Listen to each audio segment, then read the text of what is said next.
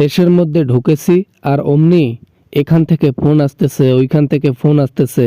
আমি বুঝতেছি না তাদের কি মাথা খারাপ হয়ে গেল নাকি তারা জেলাস। কে বলছেন?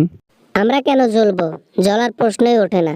আমি তো এমনি ফোন করলাম যে তোমরা এই যে দেশে গেইলা, শেষমেশ কিন্তু ক্ষমতাটা আওয়ামী লীগই নেবে, দেখিও। হ, আওয়ামী লীগের বাপের সম্পত্তি তো, তারা এসে যখন মন চাইবে ক্ষমতা ছাড়বে, যখন মন চাইবে ক্ষমতা নেবে। হ্যাঁ, নিতে আসিও, আসিও, জনগণ চেষে দিবে।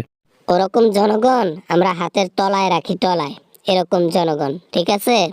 আমরা তো শুধু নিজের সেফটির জন্য বাইরে এসেছি, নাহলে ওরকম জনগণ ফু দিয়ে উড়িয়ে দিই। জনগণকে ভয় পান না, আবার জনগণের ভয়ে দেশ ছাড়লেন, অন্য দেশে গিয়ে বাসা বাঁধলেন। জনগণের ভয়ে কে কে ছুটে গেলেন কোথায় কেউ জানে না কেউ। বাবা না, মানে আর কি, আমরা নিজেদের ভালো রাখার জন্য আমাদেরকে তো বাঁচতে হবে নাকি? এজন্য আমি আসছি সৌদিতে, হাসিনা গেছে দিল্লিতে, এই আর কি। এত বড় অন্যায় কাজ করার পরেও, এত বড় বড় অন্যায় কাজ করার পরেও, অপরাধ করার পরেও আওয়ামী লীগের নেতাকেতাদের হ্যাডাম দেখি কমে নাই। তবে দেশে আসতেছে না কেন তারা?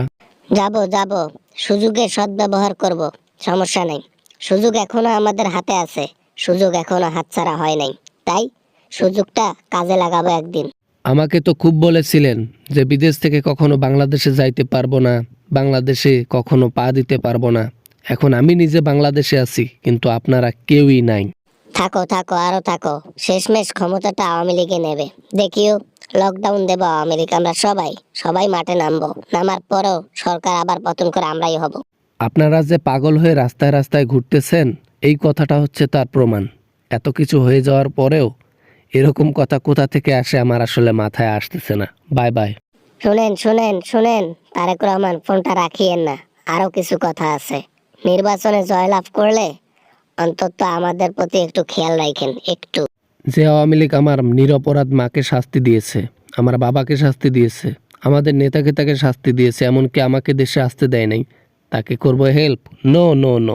আমাদের রাজনীতি একই, শুধু আমরা একটু ভুল বুঝাবুঝির মধ্যে আছি। তোমরা ক্ষমতা পাইলে একটু দেখিও, তোমাদেরকে আমরা ফুল সাপোর্ট দেব, আমাদেরও অনেক অডিয়েন্স আছে। দরকার নাই, জনগণ আর আমরা বেলতলায় অনেকবার গিয়েছিলাম, আর যেতে চাই না। তাই আর এগুলা বলে লাভ হবে না। কাদের? ফোনটা রাইখা দাও কাদের। বাবা না, মানে এত বড় অপমান আমাকে না করা, দেখতে পারবা বাংলাদেশের মানুষ শান্তিতে থাকতে পারবে না, কেউই শান্তিতে থাকতে পারবে না। আমাদের সাথে এরকম করছে না, দেখিও।